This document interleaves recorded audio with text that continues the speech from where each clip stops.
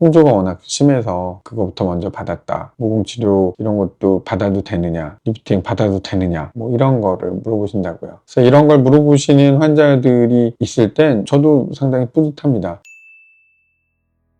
호전된 홍조 환자들이 보이는 공통적인 특성 이런 것들에 대한 거거든요. 긍정적인 특성들을 얘기하는 거죠. 그래서 답변을 미리 말씀을 드리자면 이 환자들이 슬슬 다른 거에 관심을 갖게 돼요. 예를 들어서 이제 기미가 좀 도드라지는 것 같아요. 뭐 홍조가 거치니까 이런 것들이 보이는 것 같고, 또 사실 나는 모공 치료 이런 게 사실 주된 관심사였는데 홍조가 워낙 심해서 그거부터 먼저 받았다. 모공 치료 이런 것도 받아도 되느냐, 뭐 이런 것들. 그리고 나는 리프팅이 늘 하고 싶었는데 홍조 때문에 엄두도 못 냈었다. 리프팅 받아도 되느냐, 뭐 이런 거를 물어보신다고요. 그래서 이런 걸 물어보시는 환자들이 있을 땐 저도 상당히 뿌듯합니다. 왜냐면 이제 이분이 한 단계 더 나아가는구나, 이런 어떻게 보면 좀 일종의 이제 저에 대한 격려가 될 수도 있고, 또 본인이 본인에게 하는 격려의 상황인 거예요. 그래서 칙칙하고 부럽고 열감이 심했던 그런 생활에서 이제 좀 더 내가 어떤 미적으로 만족할 만한 상태가 됐으면 좋겠다, 이렇게 생각하는 거거든요. 그래서 저희 병원에는 일단 홍조 환자들이 이어갈 수 있는 그런 프로그램들이 좀 특화되어 있어요. 그러니까 홍조 환자가 색소나 기미가 거슬렸을 때 큐스위치 레이저나 뭐 피코세컨 레이저 이런 것들을 많이 쓰는데, 자칫 잘못 쓰면 좀 홍조 환자들이 좀 예민해질 수도 있거든요. 그런 홍조 환자들의 매니징가 어느 정도 중간중간마다 꼭 들어가면서 홍조의 악화 여부를 판단하면서 색소 치료를 하고 있죠. 또 모공 치료에 있어서 여러 방법들이 있잖아요. 뭐 쉽게 말해서 피부 장벽을 조금 깎아내면서 하는 그런 모공 치료가 있을 것이고, 그렇지 않고 피부에 열을 가해서 좀 조이듯이 하는 그런 치료가 있을 것이고, 아니면 주사를 놔서 뭐 스스로 어떤 재생이나 보습 효과를 높이는 모공이나 피부결 개선하는 방법이 있을 거라고요. 근데 그 중에서도 사실 모공에는 피코세컨 레이저의 MLA 프락셀이 상당히 효과적이라고 보는 사람이거든요. 근데 얘네들이 피부 진피 안쪽에서 조직을 터트리거나 일시적으로 붕괴시켜서 빈 공간을 만들고 거기에 어떤 새로운 탄력 섬유들이 자라 들어오게끔 하는 역할을 하거든요. 그 동안 그 빈 공간이 피부의 재생에 강한 시그널을 만들기 때문에 피부의 모공이 차오르는 것 같고 여드름 흉터도 좋아지고 하는 그런 역할을 한단 말이죠. 근데 얘네들이 주변에 손상을 일으키는 그런 데미지가 좀 있어요.